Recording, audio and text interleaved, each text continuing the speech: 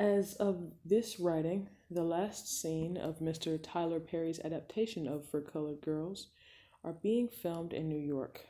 I had the pleasure and honor of meeting with the cast and having lunch with some of the formidable women who will be bringing the work to life on the big screen.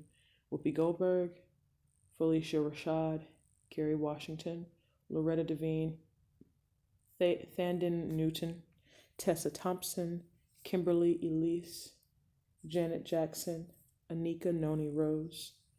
Our conversation was surprisingly light and easy as we chatted mostly about our favorite foods and our relationship to the piece itself. Some of the women had brought their paperback copies of For Colored Girls for all of us to sign.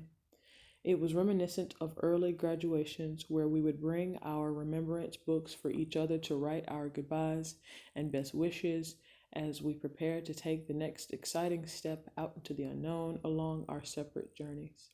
Miss Thompson, the youngest of the cast of women, handed me a hardcover copy wrapped in a heavy leather plastic jacket. She laughingly explained how her father had borrowed the book from the public library when she was a little girl and had forgotten to return it. It warmed me to realize the wonderful possibilities that our literature fans in the sharing of words and stories across generations, continuously fueling new generations of readers to imagine and dream and strive. That For Colored Girls continues to resonate so profoundly almost 40 years after I set pen to paper is bittersweet for me. Though we have achieved many a milestone, the story and struggles of our lives as women, and in particular women of color, are still not granted the full address due.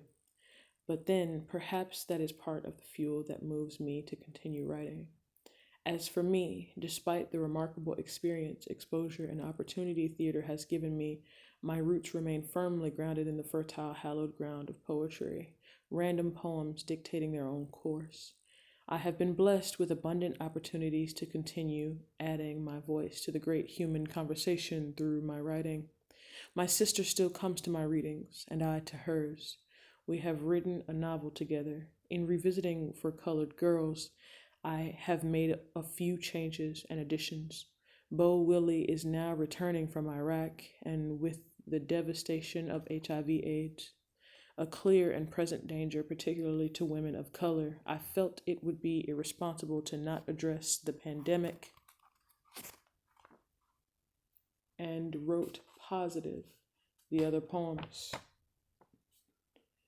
which started out with me in San Francisco and found their way into the mix along the route to New York, remain. As you read, feel free to speak the words aloud. In the mists and fog of life, find your way to the rainbow by the sound of your own voice. When I set out 3 decades ago for New York, I never realized what For Colored Girls was destined to become. I look back now with awe as gray slate clouds, ominous and dense, give way to a pastel prism of color dancing across the sky. And I look forward to discovering even more colors to add to the rainbow that is this colored girl's wonderful journey. Now, back to the beginning.